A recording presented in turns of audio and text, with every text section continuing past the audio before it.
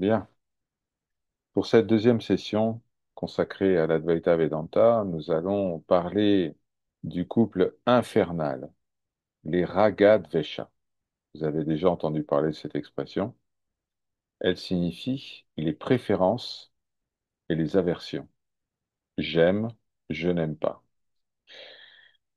Ces deux-là, eh bien, alimentent l'ego de manière efficace.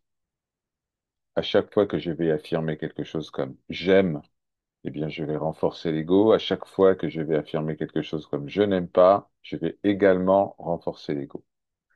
Donc, il est absolument essentiel et primordial sur cette voie de connaissance, la Jnana Marga, de bien identifier les fois où nous nous faisons prendre par le duo infernal. Alors, l'enseignement de ce soir est inspiré d'un enseignement de Swami Shivananda de la Divine Life Society. Pour ceux qui ne connaissent pas Swami Shivananda, il suffit de dire que c'était un ami très proche du père de mon maître, donc Sri Naganathar. Ensemble, ils ont effectué de nombreuses retraites dans l'Himalaya. Et Swami Shivananda est venu un certain nombre de fois à Chidambaram pour se prosterner devant le roi des danseurs, Shiva Anitaraja, dans le Saint des Saints. Alors, n'y allons pas par quatre chemins. Le raga, c'est-à-dire les préférences, et le dvesha, les aversions, constituent à eux seuls le samsara, chers amis. La trame du samsara est faite de j'aime et de je n'aime pas. Le monde des phénomènes, le cycle incessant des naissances, des morts et des renaissances est totalement fabriqué grâce aux préférences et aux aversions.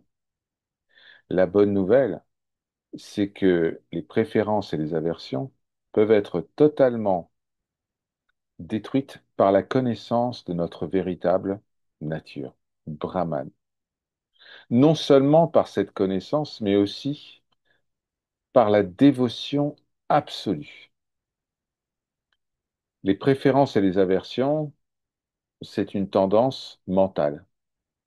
Le ragadvesha, les vasanas, c'est-à-dire les tendances mentales, les samskaras, les conditionnements et les gunas, sont intimement liés. Ils coexistent. Le siège des préférences et des aversions est le mental, l'essence. La destruction de certaines préférences entraînera la destruction de certaines aversions, mais c'est une bataille sans fin. Seule la destruction de la cause racine, c'est-à-dire l'ignorance, agyana, qui est vraiment la graine du samsara, qui nous fait croire que nous sommes une personne qui a des problèmes. Eh bien, seule la destruction de la cause racine sera la solution définitive pour anéantir le couple infernal. Parce que ce couple infernal est vécu à partir de la croyance racine que je suis une personne. Comme vous le savez, vous l'expérimentez très régulièrement, le raga dvesha, préférence et aversion, ça prend plein de formes différentes. Vous allez aimer certains aliments, vous allez en détester d'autres. Vous allez aimer certains vêtements et en détester d'autres. Vous allez aimer certaines personnes et en détester d'autres. Vous allez aimer certains endroits et en détester d'autres. Vous aimez certains sons et puis vous allez détester d'autres sons.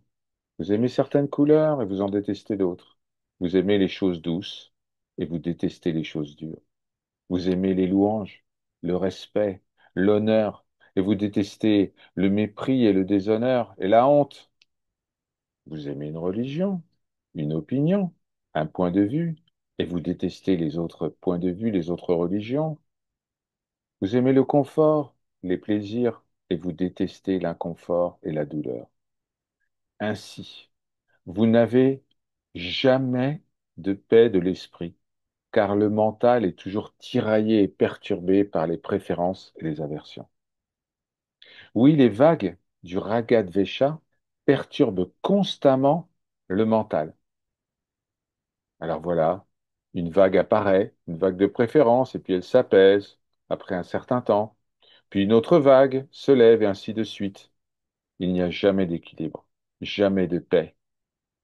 Celui ou celle qui a détruit les préférences et les aversions sera toujours heureux, paisible, joyeux, fort et en bonne santé. Selon Swami Shivananda, qui était médecin, Ragadvesha est la véritable cause de toutes les maladies corporelles et psychologiques. Partout où il y a du plaisir, il y a raga. Et partout où il y a de la douleur, il y a de vesha. L'homme veut rester en contact étroit avec les objets qui lui procurent du plaisir. Et bien sûr, il fuit les objets qui lui causent de la douleur. Et vous savez quoi? Même si les objets, les lieux et les personnes qui causent de la douleur sont loin de vous, le souvenir de ces objets vous fera souffrir. Seule l'élimination des courants de dvesha, c'est-à-dire de tout ce qui est aversion, vous apportera le bonheur. C'est ce qu'on appelle l'élimination de vritti, l'élimination des modifications de la pensée. C'est ça la cause de la douleur, cette modification de la pensée. Ce n'est pas les objets en eux-mêmes, c'est la pensée que nous avons au sujet de ces objets qui est la plus grande cause de souffrance. Alors, la tradition nous propose de cultiver certaines vertus, comme Maitri, l'amitié, Karuna, la compassion, Mudita, la sérénité, Upeksha, l'équanimité. Tout cela peut atténuer le duo infernal des préférences et des aversions. C'est une méthode qui est appelée Pratipraksha Bhavana. Vous n'avez pas besoin de retenir le mot. C'est la culture des qualités positives opposées. Elle est aussi essentielle dans la tradition bouddhiste. La destruction de l'ignorance, chers amis, entraînera la destruction des préférences et des aversions. Préférences et aversions sont des effets de l'ignorance. Alors il y a une autre bonne nouvelle. Le feu de la dévotion peut également consumer entièrement les préférences et les aversions. Mais aussi la pratique de ce qu'on appelle le nishkamya karma, c'est-à-dire le service désintéressé. Ça peut aussi atténuer considérablement le ragadvesha. Alors, comment être sûr que notre service est désintéressé? Eh bien, simplement en s'assurant tout d'abord que la personne que nous aidons ne pourra jamais nous rendre l'appareil. Et si possible, donnons, aidons de manière anonyme. Ne nous vantons pas de notre charité. Alors, on peut tuer les attachements, les préférences par l'épée de ce qu'on appelle le vairagya, c'est-à-dire le détachement. Et on peut tuer les aversions en développant un amour universel, en voyant Brahman en tout et en tous. Par conséquent, efforcez-vous de détruire le courant d'aversion en développant l'amour universel envers tous les êtres, envers tous les objets. Alors le monde entier vous apparaîtra comme une manifestation du Seigneur. Le monde, où les objets du monde ne sont ni bons ni mauvais. C'est le jugement du mental qui les estime bons ou mauvais. Souvenez-vous bien de ce point, toujours. Ne blâmez jamais le monde, les autres ou les objets. Blâmez le fonctionnement du mental, si vous devez blâmer quelque chose. Oui, la destruction des préférences et des aversions, c'est la destruction de l'ignorance. de la croyance que je suis un corps et un mental, la destruction de l'idée du monde existant par lui-même, séparé de ce que je suis. Aucune méditation, aucune paix n'est possible pour un cherchant ou une cherchante qui n'a pas éliminé Raga Vesha, ces deux ennemis de la paix, de la connaissance et de la dévotion. Celui qui vous dit, je suis en train, dans une méditation profonde, j'ai atteint la réalisation du soi, le samadhi, je peux vous aider aussi à entrer en samadhi, est un hypocrite avéré. Si vous trouvez en lui Ragadvesha, à savoir l'attachement, la haine, les préjugés, l'intolérance, la colère, l'irritabilité, croyez-moi, fuyez sa compagnie. Restez à une distance respectable, car sinon vous allez attraper une maladie grave, la Ragadveshite, une affection particulièrement redoutable qui est reconnaissable par la répétition constante de mots tels que j'aime ceci, j'aime cela, je n'aime pas ceci et je n'aime pas cela. Méfiez-vous, soyez prudents, chers amis, c'est très contagieux.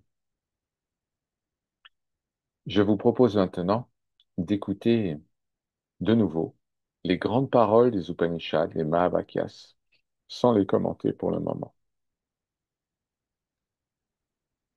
Pagyanam Brahma, la conscience est Brahman.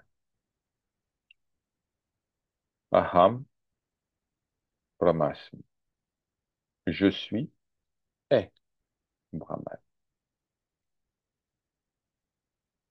Tattvam asi, tu es cela. Ayam Atma Brahma, cet Atman est Brahman. Pour conclure, affirmons, comme l'ont fait nos sages depuis des temps immémoriaux, Sarvam Kalvidam Brahma, tout ceci, essence et manifestation, est en vérité Brahman. Om Shanti, Shanti, Shanti.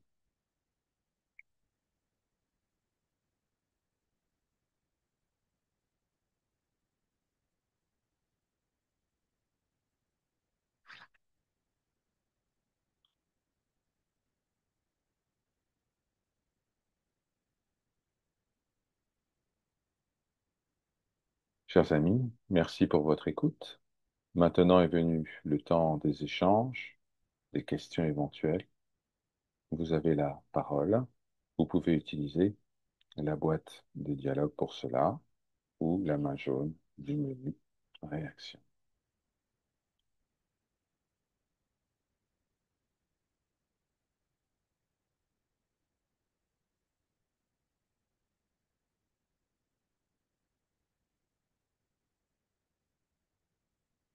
Vous voyez l'importance qui est accordée à l'élimination des préférences et des aversions par la tradition Advaita Vedanta. Juste après avoir parlé de Brahman, du gourou, du gyani, ce dont nous avons parlé lors de la dernière session, on aborde immédiatement le Ragadvesha. Tant que le cherchant est prisonnier de ce couple d'opposés, il est extrêmement difficile de progresser. Nous sommes pris entre deux feux. Nous devons éliminer des vies, des centaines, des milliers d'existences où nous avons appris en quelque sorte à détester certaines choses et aimer d'autres choses. Et ce qui est demandé par la tradition, c'est de déposer aussi bien ce que j'aime que ce que je n'aime pas. Pas facile, hein? Et pourtant absolument indispensable. Comme le dit Swami Shivananda, vous pourrez apprendre les Brahma Sutras par cœur, vous pourrez étudier les Upanishads pendant 25 ans, vous pourrez rédiger vos propres commentaires, Bhashya, de la Bhagavad Gita, si vous ne vous êtes pas débarrassé des préférences et des aversions, vous faites du surplace, au mieux. Donc c'est un appel extrêmement, voilà. En tout cas, c'est un vibrant discours de Swami Sivananda sur ce sujet. Swami Sivananda qui était tenu en très haute estime par Raja, parlait beaucoup. Voilà. En quelque sorte, c'est un cousin éloigné, puisque c'est un Dikshitar, Swami Sivananda, à l'origine. Sa famille est originaire de Chitambara. Kamala, namaskar.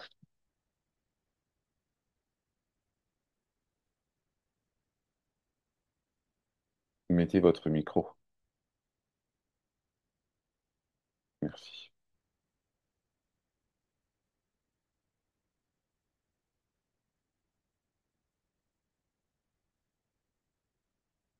Oui, voilà. Bon, Namaskar. Euh, c'est un sujet un peu délicat dans le sens où il y a 30 ans d'ici, il y avait une pratique qui était en route et justement, c'était voir Dieu aussi en chacun. Enfin, voilà. Et ben, ça a débordé ici dans le sens où un jour, il y a eu une rencontre comme ça, j'ai eu une très très mauvaise impression. Mhm.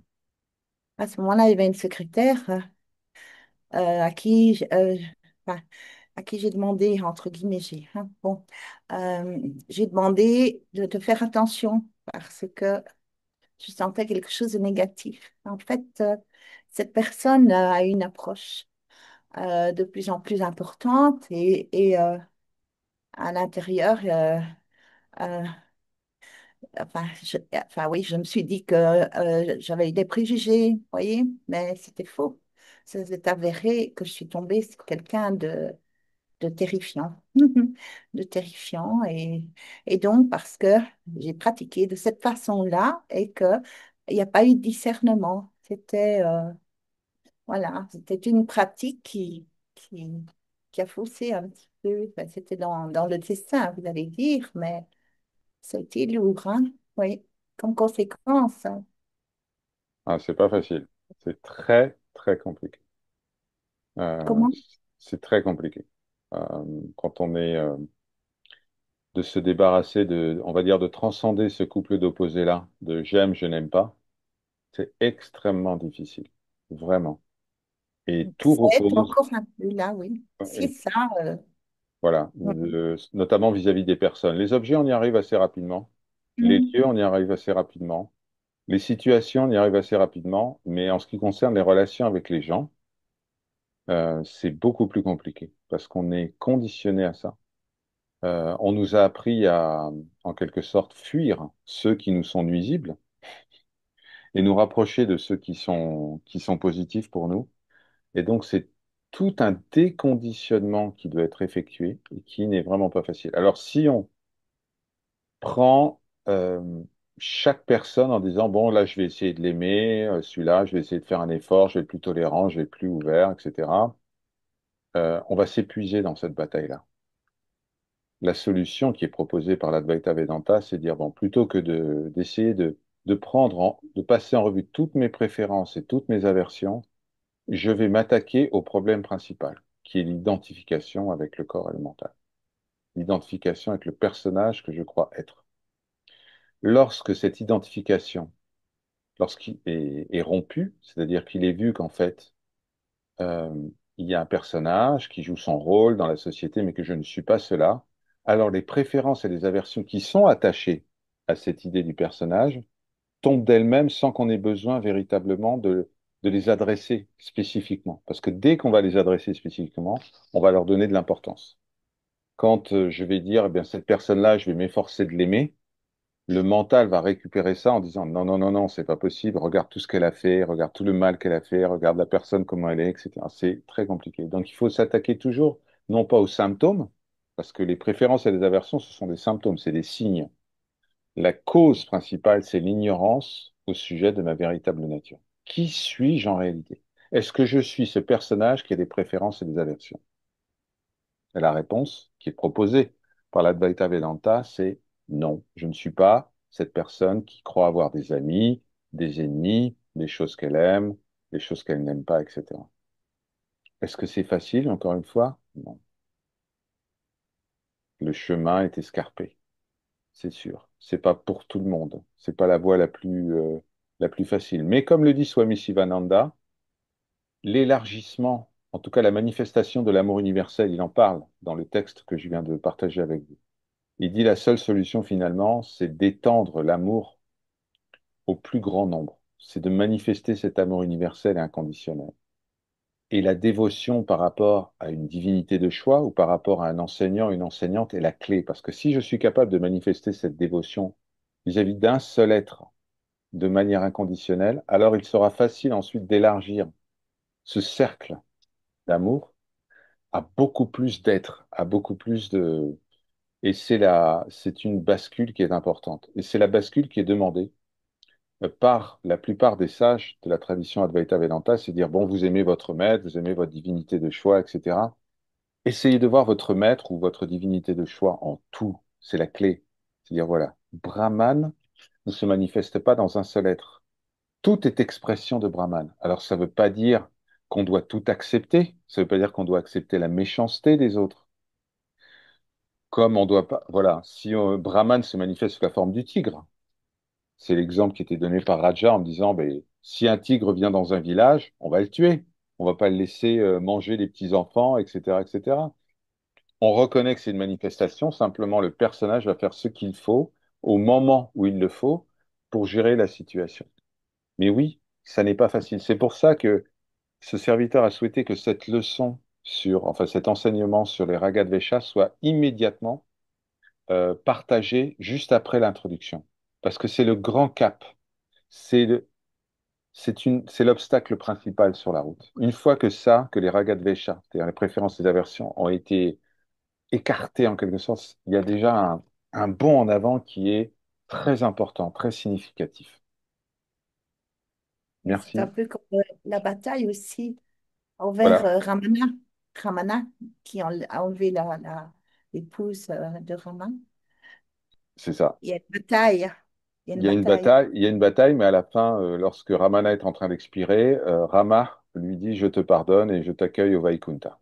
Oui, D'accord? Donc voilà. il prend les démons les uns derrière les autres et il Oui. leur accorde le pardon, puisque Mm. tous, au dernier moment, font repentance, en quelque sorte. Ils se repentent. Bon.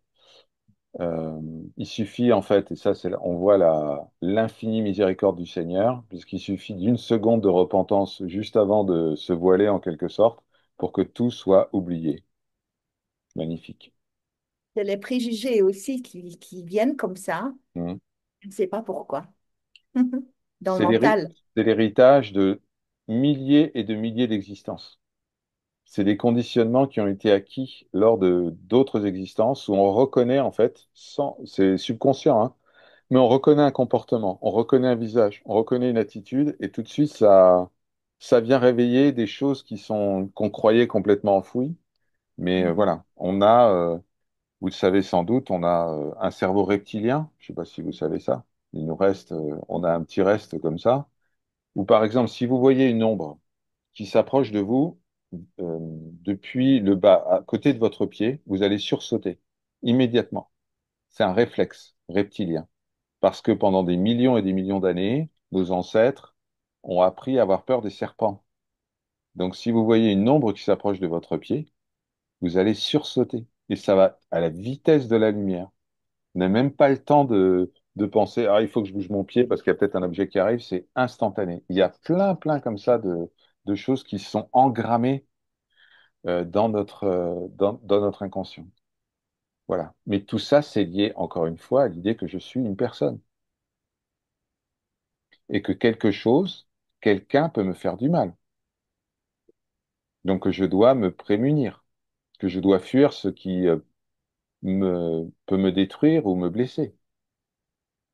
Donc ça, c'est pas une vie de conditionnement, Kamala. C'est des centaines et des centaines et des centaines de vies de conditionnement. Et là, l'Advaita Vedanta dit, ben, tu sais quoi? Là, il va falloir prendre tout ça, tout ce qui a été accumulé sur des centaines et des centaines et des centaines de vies, et il va falloir tout jeter dans le feu de la connaissance de soi. Donc, oui, pas facile. Mais encore une fois, la solution, c'est de s'adresser à la racine du problème et pas aux symptômes.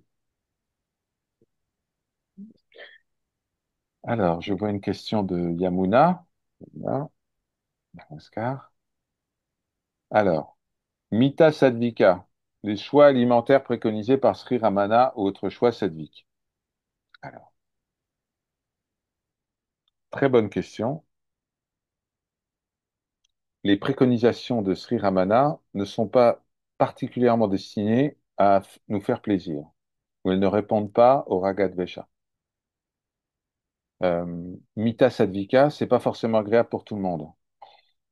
Il y a des gens qui aiment bien la nourriture épicée, il y a des gens qui veulent manger gras, il y a des gens qui veulent boire de l'alcool, il y a des gens qui... Donc, c'est pas forcément pour faire plaisir. Mita Sadvika, dans la vision de Ramana, c'était principalement pour montrer la relation entre ce qui est mangé,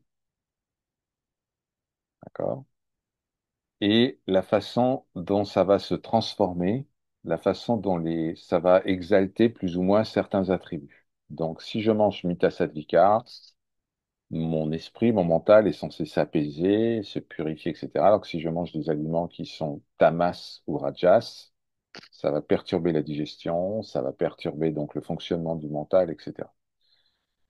Ce sujet Mita Sattvika a été, comment dire, vu par un certain nombre de disciples et d'élèves de Ramana comme une instruction, comme quelque chose voilà. Mais vous me suivez depuis suffisamment longtemps pour savoir que Mita Saddvika s'adresse à quoi, principalement? Au corps. Donc la prescription de manger sain et en petite quantité, en quelque sorte, s'adresse au corps, c'est-à-dire à des cherchants qui sont tout au début de la démarche, pas ceux qui ont déjà déposé qui ont déposé la croyance qu'ils étaient le corps. Et donc, ça s'adresse vraiment aux gens qui sont tout à fait débutants sur le parcours, qui demandent des instructions, qui disent, bon, alors, je dois faire quoi pour m'éveiller à ma véritable nature? Donc, ces gens-là croient encore qu'ils sont un personnage, qu'ils ont un corps, qu'ils doivent pratiquer un certain nombre d'instructions, et que s'ils respectent tout, s'ils cochent toutes les cases, eh bien, ils vont s'éveiller à leur véritable nature. On voit bien ici que par sa grâce, Sri Ramana s'adresse à différents niveaux de compréhension et différents niveaux de maturité. Autre point, quand on parle de Mita Sattvika, on ne parle pas simplement de la nourriture physique, de celle qui alimente le corps physique. On parle de ce que le Deutéronome appelle le verbe qui nourrit. Il y a un verset célèbre dans le Deutéronome, donc qui est un des 5 livres de la Torah, de la Bible, qui dit: L'homme ne se nourrit pas de pain, mais uniquement du verbe du Seigneur. D'accord? Donc, quand on dit Mita Sattvika, on parle de ça aussi. On ne parle pas uniquement de la nourriture physique qui permet de sustenter le fonctionnement de l'organisme. On parle de recevoir une connaissance, le verbe, en petite quantité. C'est intéressant. Parce que si, ou quand, de manière modérée, si on reçoit trop de connaissances d'un coup, on s'embrouille. D'accord? C'est pour ça qu'on fait les choses ici de manière très progressive. On ne déverse pas d'un coup des centaines et des centaines de concepts. On y va doucement. Et Sadvika, je vais vous résumer la chose très simplement. C'est Harikata Satkata. Vous devez uniquement vous intéresser aux paroles, aux sujets du Seigneur, tous les sujets spirituels. Tout le reste, ça ne doit même pas vous prendre plus d'une demi-seconde par jour. Étudiez les textes, chantez le nom du Seigneur, méditez sur la forme, votre Ishtadev, c'est-à-dire votre divinité de choix. Consacrez 24/7, c'est-à-dire tout ce que vous avez, tout votre potentiel, le consacrer à ce qui est immuable, indivisible, et ne pas vous laisser comment dire, contaminés par des nourritures spirituelles qui sont plus tamas et rajas. Alors, la nourriture spirituelle tamas, c'est l'ignorance. C'est prendre le vrai pour le faux. C'est confondre tout. La nourriture spirituelle rajas, c'est je vais faire plein de choses et comme ça, je vais être récompensé. Donc, je vais agir. Si je fais une prière, si je fais 5 fois Je vous salue Marie et 10 fois Notre Père, je vais guérir, je vais gagner de l'argent, je vais rencontrer l'homme ou la femme de ma vie, etc., etc. Ça, c'est Rajas. Rajas, c'est le business, c'est les marchands du temple. Tamas, c'est je comprends rien, je fais tout à l'envers, je ne respecte pas les formes. Sattva, c'est j'écoute la parole du Seigneur telle qu'elle a été partagée par certains textes et certains sages, selon les indications de mon enseignant ou de mon enseignante spirituelle. C'est ça. Mita, ça veut dire attention, pas de boulimie spirituelle non plus. Faut y aller doucement, parce que si j'ingère trop, je vais faire une indigestion, je vais rejeter. Je veux dire, c'est pas possible, j'en peux plus. Les 5 heures de méditation et les 108 Upanishads toutes les semaines, c'est fini. Donc, Harikata, Satkata, en quantité modérée. C'est ça dont parle Ramana, plus que la nourriture, on va dire, physique qui sustente le corps. Voilà. Donc, lorsque vous écoutez un enseignement de Sri Ramana ou un enseignement d'Ananda Mahima ou un enseignement de Sri Nisargadatta Maharaj ou de Ramakrishna, il y a toujours de multiples sens. Ça parle à plusieurs niveaux. D'accord? Quand il y a un mot qui est prononcé, en fonction de la maturité de celui ou de celle qui écoute, la compréhension va être complètement différente. Certains vont dire c'est matériel, ok, il me dit il faut que je mange en petite quantité végétarien, ok, bon, bah, je vais faire ça. Et d'autres comprennent bien de quoi il s'agit ici, du verbe qui nourrit, de Merci. tout ce qui rentre en nous. Tout ce qui Ouais. rentre en nous, c'est les perceptions des sens, c'est les idées, c'est les pensées. Donc, mita sadvika. On trie et on se focalise uniquement sur alikata satkata. Seules les paroles du Seigneur sont véridiques. Par sa grâce. Merci beaucoup pour cette question. Alors, François Gabriel, Namaskar. Ce personnage doit-il arrêter d'écouter de la musique dont je suis passionné? Mais pourquoi arrêter? Au contraire. Si la musique permet à François Gabriel de dépasser les limites du corps et du mental, de connaître et de goûter la paix, mais pourquoi pas? Nous n'arrêtons pas de chanter dans cette sangha. Nous chantons dès que nous en avons l'occasion. Nous écoutons des bhajans, des kirtans.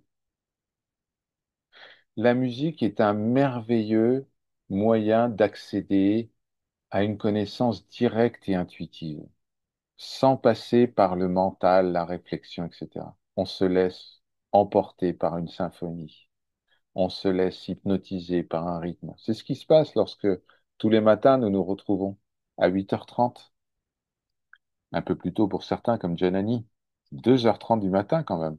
Félicitations. Euh, eh bien, on déconnecte. On est, on est emporté par la musique. On est emporté par cette vibration qui est en fait un reflet de la vibration universelle, ce qu'on appelle le Spanda Brahman. Toute la musique dérive de la vibration universelle, la vibration créative, le verbe encore une fois, le logos.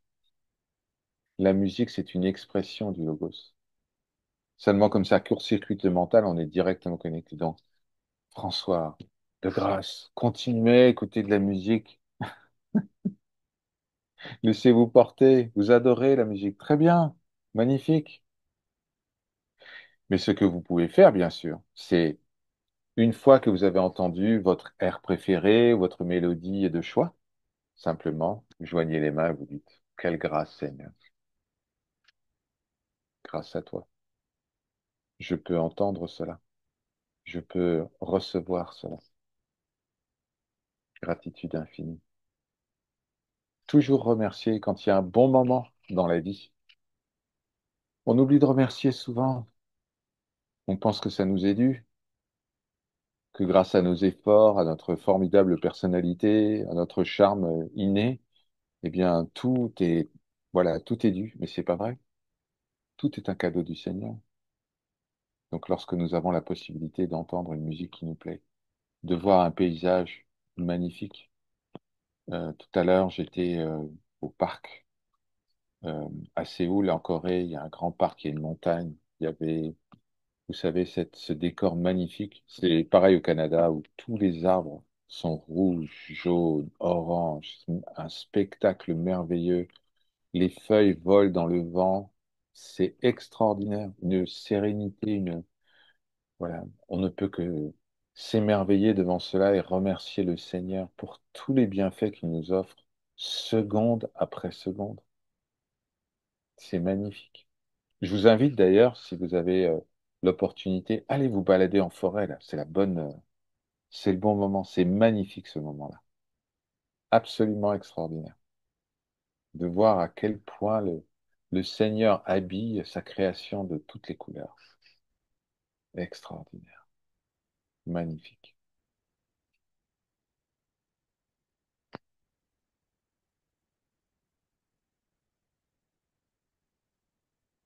Voilà. Donc vous pouvez continuer.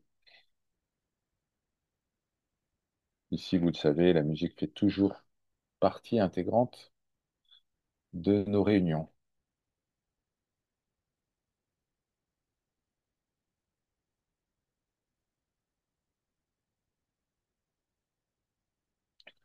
Alors, si on revient sur ce sujet des Ragadvesha,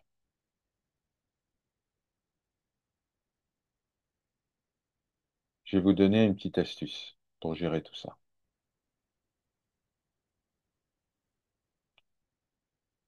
C'est une visualisation, c'est simple.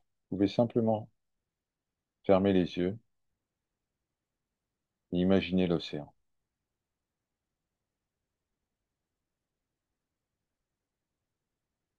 Et vous voyez sur l'océan deux icebergs.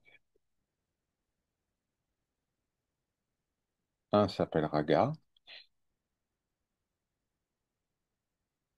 et l'autre s'appelle Vesha. De quoi sont-ils faits, ces icebergs? Est-ce qu'ils sont extérieurs à l'océan ou est-ce qu'ils sont simplement une forme condensée de l'océan? Les icebergs, c'est de l'eau salée qui s'est concentrée en un point.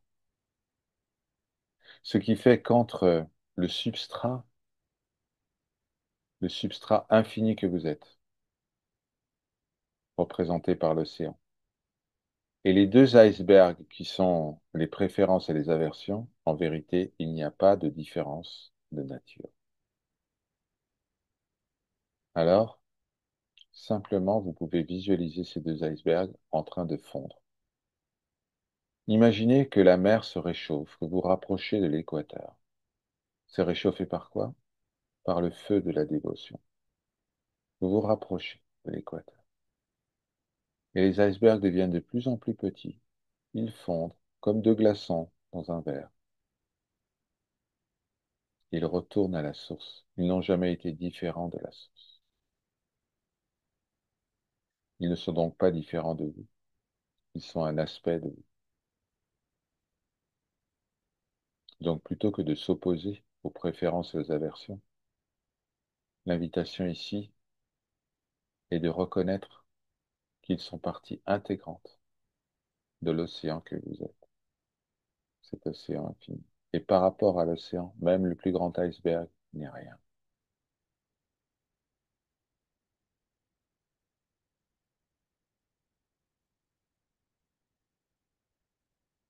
Simplement cela. Les phénomènes et les sens sont tous les deux pure conscience. Les uns se manifestent sous la forme de la glace, les autres sous la forme de l'eau, les autres sous la forme de la vapeur. Mais c'est la même essence.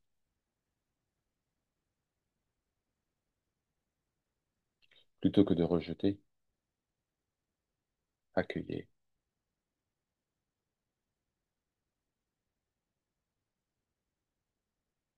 Ne vous dites surtout pas, ah, ça y est, je vais échouer sur la voie parce que j'ai encore des préférences et des aversions.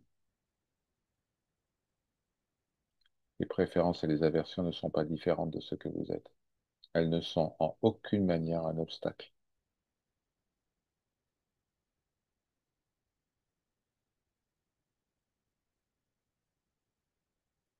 Les préférences et les aversions sont des pensées, et les pensées sont par nature impermanentes, transitoires et irréelles. Comment ce qui est irréel pourrait menacer, empêcher, contraindre ce qui est réel?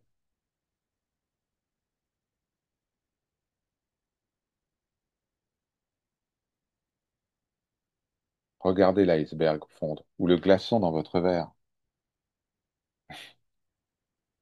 Regardez ça.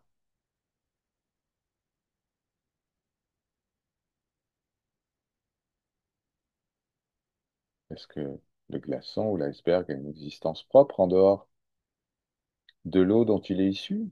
Mais jamais.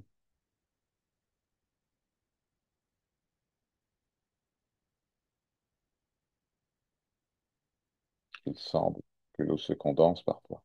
Elle se regroupe pour prendre des formes différentes. Mais c'est de l'eau.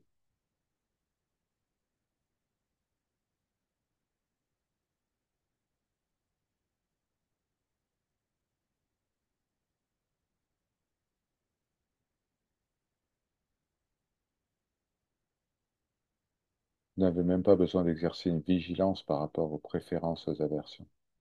Cela se manifestera selon la partition que le personnage doit interpréter dans le film. Simplement reconnaissez que la manifestation et les sens sont une. N'accordez aucun crédit à l'idée selon laquelle manifestation et sens sont séparés.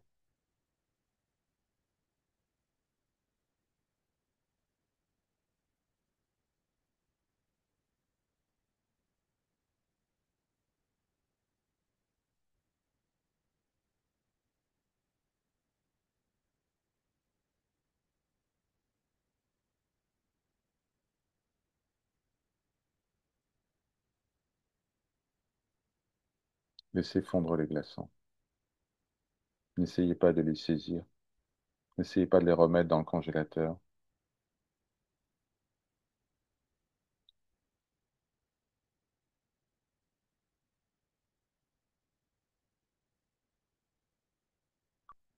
Kamala. Il y a aussi le détachement qui aide. Et donc, l'union avec le divin et le détachement. Le détachement aide aussi, je veux dire, ne pas aller, enfin, ne pas, je ne vais pas faire la morale ici, c'est pas ça, parce qu'il y a des choses qui se font naturellement, mais Mm. c'est vrai que, il y a le détachement aussi qui permet de, et la reliance, évidemment, avec le soi, dans le soi, Le se fait. le Ça se détachement. dissipe. Oui, Le détachement repose, le détachement intégral repose sur la conviction que ce qui est vu, perçu, est irréel en soi, que les pensées n'ont aucune existence propre, comme un rêve. À partir de là, le détachement devient effectif. Lorsque je sais que quelque chose n'est pas réel, par exemple un serpent vu dans une corde, dès que je sais qu'il n'y a que la corde et j'ai jamais eu de serpent, fini. Je vais me détacher de l'idée qu'il y a eu un serpent, la peur va chuter, la peur va diminuer, etc. Le détachement passe par la réalisation, par la compréhension que tout est irréel à l'exception de ce que je suis. Quelle est la définition de l'irréalité pour l'Advaita Vedanta? C'est le caractère immuable de la réalité. Si c'est réel, c'est immuable, ça ne change Jamais. Dès que ça va apparaître, dès que ça va disparaître, dès que ça va fusionner, dès que ça va se diviser, etc., dès que ça va changer, en gros, c'est tiré. Et à partir de là, le détachement est sans effort, absolument sans effort. Dès que je sais que le mirage dans le désert est un mirage, je ne vais même plus y accorder 2 secondes d'attention, je vais poursuivre mon chemin jusqu'à ce que je trouve une vraie source d'eau pour pouvoir abreuver ma monture, mon chameau ou mon dromadaire.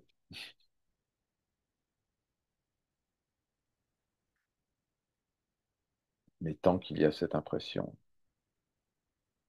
que le monde est réel par lui-même. Et vous savez sur quoi repose cette impression? Le monde est réel par lui-même. Elle repose sur la croyance que je suis réel par moi-même. Tant que je crois être un personnage, je crois dur comme fer au monde que j'observe.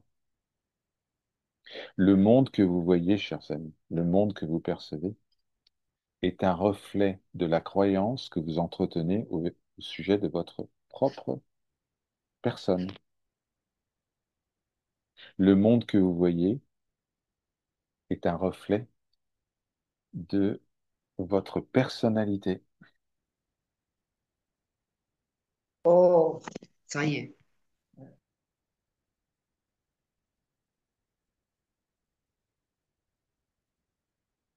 Si je m'aime, si je m'aime en tant que être, pas parce que j'ai fait ceci ou j'ai cela, si je m'aime inconditionnellement, qu'est-ce qui va se passer? Quelle vision du monde va se présenter? Une vision d'un monde qui est le reflet de cet amour. Donc cet amour va s'étendre. Cet amour va être, il va y avoir un jeu de miroir magnifique. Si par contre je vois le monde comme un endroit menaçant, un endroit de violence, de souffrance, etc. Mais c'est parce qu'en moi-même, je parle de la personne, du personnage, là, parce qu'en moi-même, il y a ça aussi. Il y a toutes ces histoires qui sont racontées et qui viennent se projeter sur le grand écran du monde. À partir du moment où je sais que ce qui observe le monde n'est pas réel par lui-même, alors je comprends immédiatement que le monde lui-même n'est pas réel par lui-même parce que son existence entière dépend de la croyance que j'ai en lui. Lorsque chaque soir, en sommeil profond, votre mental prend des congés, le monde disparaît immédiatement, intégralement. Il ne reste rien. Ni le temps, ni l'espace, ni les autres, ni les formes, ni les noms, rien. Donc le détachement dont parle Kamala peut être obtenu par cette compréhension profonde et directe de l'irréalité de ce qui change, à savoir le monde. Le monde a un nom en sanskrit, on l'appelle samsara. Samsara, ça veut dire ce qui change en permanence, ce qui fluctue. Et regardez votre expérience quotidienne. Tout est en perpétuel changement.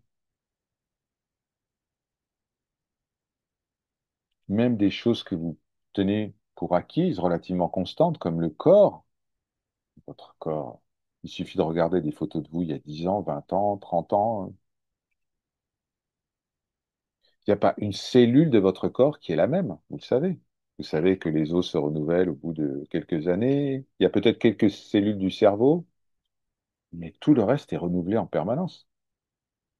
Ce que nous mangeons, par exemple, je ne sais plus exactement, mais je pense qu'il y a un tiers de ce que nous mangeons qui est juste consacré au renouvellement des cellules, quelque chose comme ça. Le corps que vous pensez être maintenant n'a plus rien à voir avec le corps que vous pensiez être il y a 7 ans, ou il y a 10 ans, ou il y a 15 ans. C'est juste une idée qui vient se projeter, qui vient saisir une forme.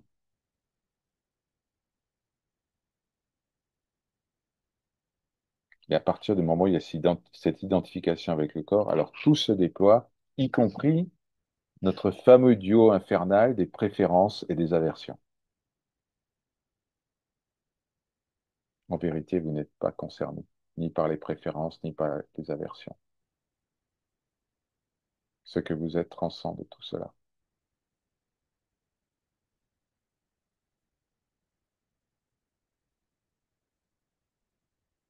Le Christ en a donné l'exemple en disant, si ton ennemi te frappe, tends-lui l'autre joue. C'est une traduction de la transcendance du couple préférence-aversion. Vraiment, vécu à l'extrême, dans l'incompréhension totale des disciples. Ils disent, mais c'est pas possible. Bien si, c'est possible.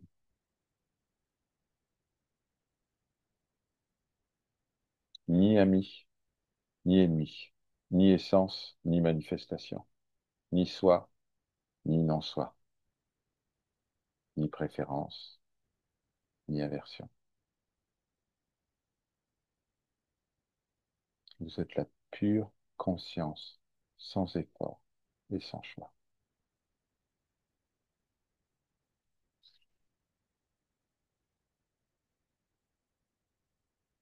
Kamala, tu as la parole. Oui, à propos de Jésus, il a dit aussi race vipère. Ouais. Quand il faut, il y va.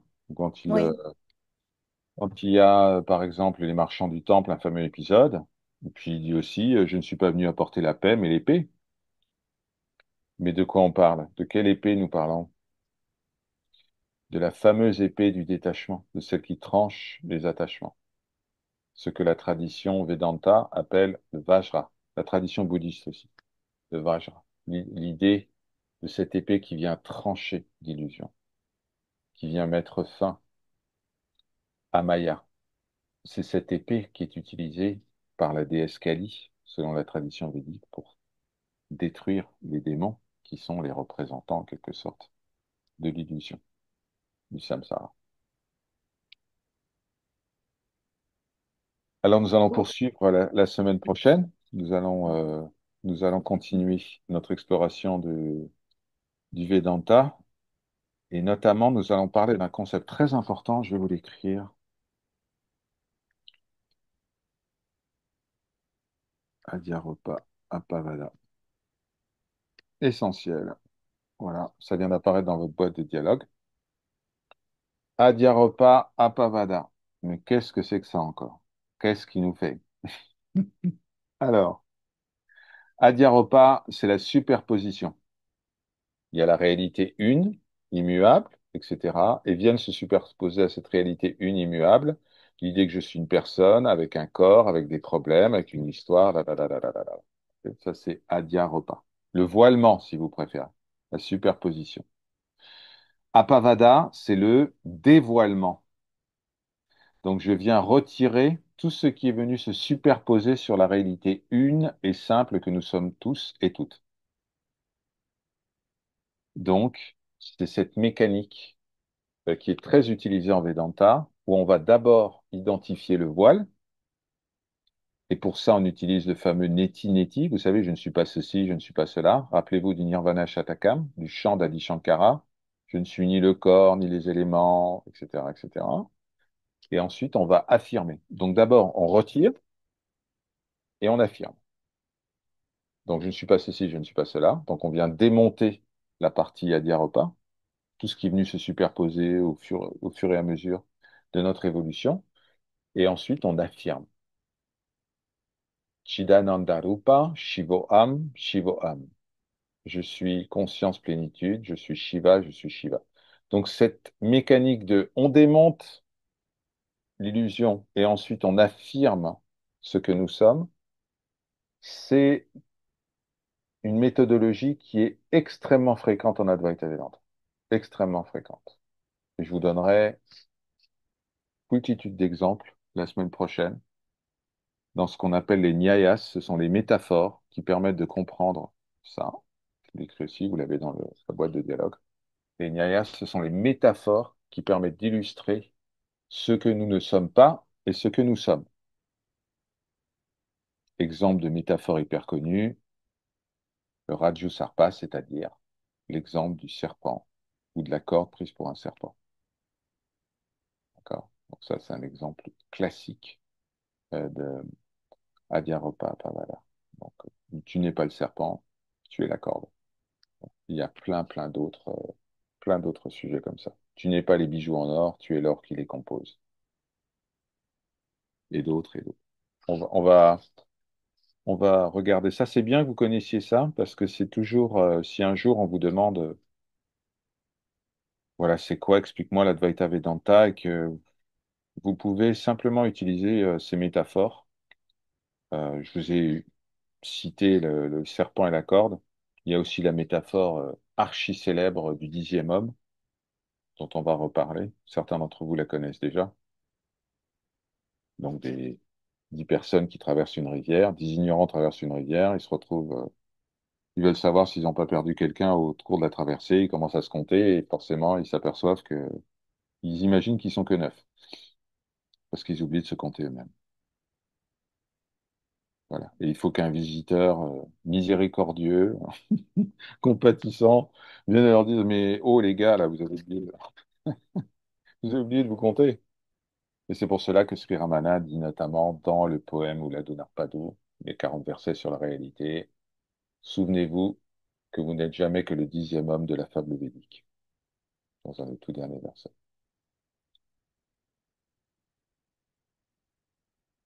Vous ne vous êtes jamais noyé, vous n'avez jamais disparu, simplement par ignorance, vous oubliez de considérer ce que vous êtes. Voilà, on va parler de tout ça la semaine prochaine.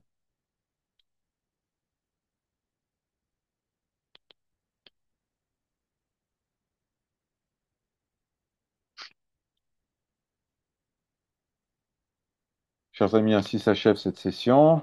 Nous nous retrouvons demain matin. Vous avez vu qu'on a des petits nouveaux qui sont arrivés. Je ne sais pas si vous avez remarqué. On a tout un groupe de Nouvelle-Zélande qui nous a rejoints. Imaginez la Nouvelle-Zélande. Bon, on avait déjà Gayatri, hein, Nouvelle-Calédonie. On avait le record du monde de la sangha la plus internationale, en quelque sorte. Mais voilà, donc il y a plein de gens qui sont en train de nous rejoindre. Et c'est magnifique, c'est la volonté de la Divine Mère. Merveilleux de voir ça, Adbout, extraordinaire. Voilà, et je suis certain que vous avez remarqué l'émotion de Shankar d'être avec nous et de réciter les versets de la Bhagavad Gita. Il était pris par l'émotion, à un moment, il n'arrivait plus à lire. Tellement, il me l'a dit après, il m'a écrit en me disant, mais il y a une telle dévotion dans ce groupe, c'est incroyable. Incroyable. Il est bouleversé par votre dévotion. C'était le rêve de son père, d'avoir aussi bien des Occidentaux que des Hindous rassemblés pour célébrer le nom du Seigneur. Et là, ce rêve de plusieurs générations se concrétise. Pour lui, c'est merveilleux. Donc, merci pour ça, chers amis. Merci de faire plaisir à Shankar.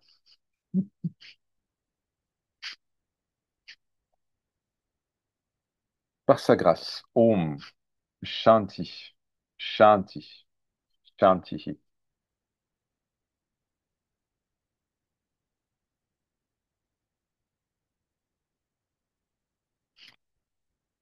Que le Seigneur qui nous a permis de nous rassembler ce soir pour étudier, pour comprendre les grands principes du Vedanta, nous protège, nous guide et nous bénisse. Kalyan Fu, qu'il nous accorde par sa grâce le souvenir de Brahma Satyam, Jagat Mithya. Seul Brahman est réel, le monde est une apparence. Tathastu, ainsi soit-il. À demain et à toujours.